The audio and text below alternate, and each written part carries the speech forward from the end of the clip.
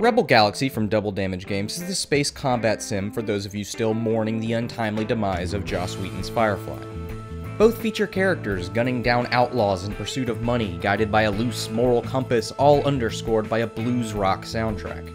The comparison doesn't quite hold up when considering the quality of the writing, however, but Rebel Galaxy gets by mostly on style. The visuals are impressive. Jumping in and out of warp feels appropriately kinetic, and there's plenty of debris floating around to give a good sense of speed as it whizzes past, although the performance isn't always up to the task, with the occasional slowdown.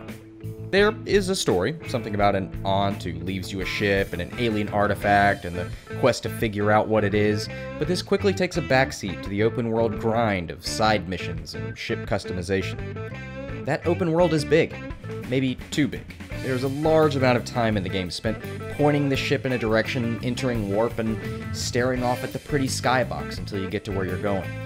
The missions are about as varied as you can get for a game where you shoot spaceships, with its share of escort missions, deliveries, and straight-up annihilations.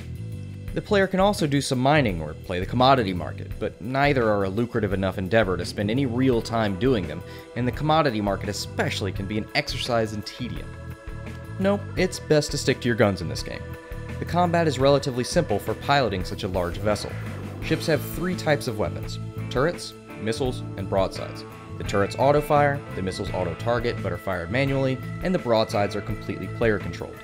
Things are further simplified by the fact that the player ship is stuck on a single plane with no vertical movement. With such a simple control scheme, the combat becomes less about precision aiming and more about positioning.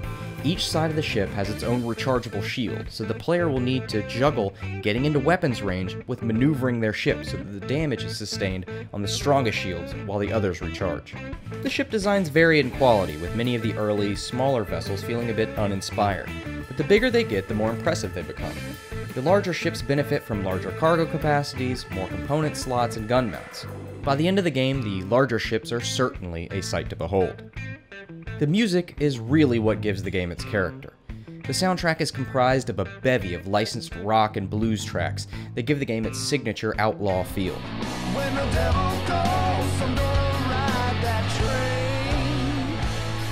Gonna lay my bullets down. The only issue is that over the course of several hours with the game, those songs can get repetitive. But on the upside, any player that completes the game can probably kill it at karaoke.